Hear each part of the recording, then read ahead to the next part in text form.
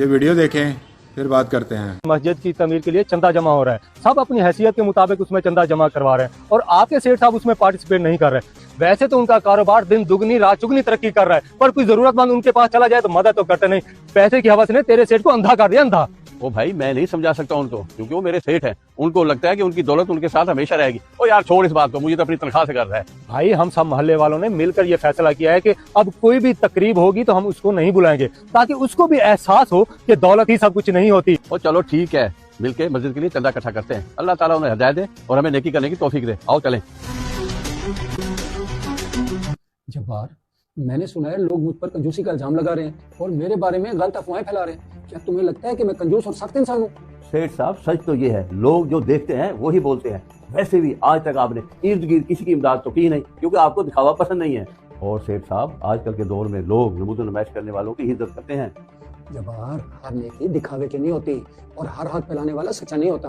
मैंने अपनी दौलत का हिसाब अपने अल्लाह को देना है। मुआशरा मेरे बारे में क्या कहता है, मुझे इससे कोई फर्क नहीं पड़ता। इज्जत देने वाली अल्लाह की जात है, मुझे लोगों की वाह से कोई गर्ज नहीं है। मैं वही करता हूँ जो मेरा ज़मीर कहता है। एक दिन सबको सच का पता लग जाएगा, मगर तब तक जो मुझे बुरा कहता है कहने दो। लोगों की परवाह नहीं करनी चाहिए, जो भी अमल करना चाहिए अल्लाह की रजा के लिए करना चाहिए।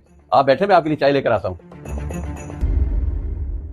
साहब, सेठ साहब की वफात के बाद मैं उनके घर की सफाई कर रहा था, तो ये पुरानी फाइल मिली है जिसमें नूरुल हुदा ट्रस्ट का नाम लिखा हुआ है।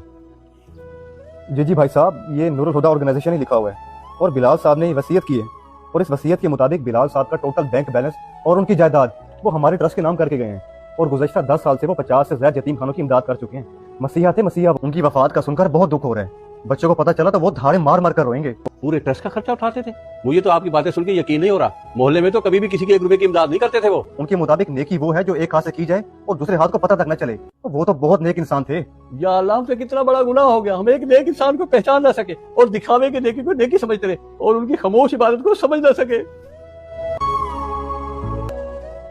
रशीद भाई, जो बात मैं आपको बताने लगा हूँ वो सुनने के बाद हमारे सर शर्म से झुक जाएंगे। जिस सेठ साहब को हम बुरा और कंजूस कहते थे, उनके मरने के बाद यतीम बच्चे धारे मार मार कर रो रहे हैं। वो तो किसी को 1 रुपया चंदा तक नहीं देते थे और आप कह रहे हैं कि यतीम बच्चों की कफालत करते रहे हैं। वो तो बहुत सखी इंसान थे, हम उनका नरम दिल पहचान नहीं सके।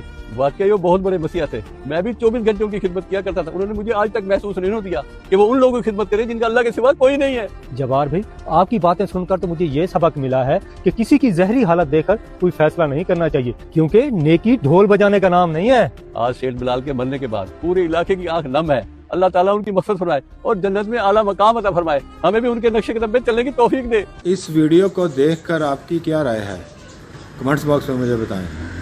जज़ाकल्लाह।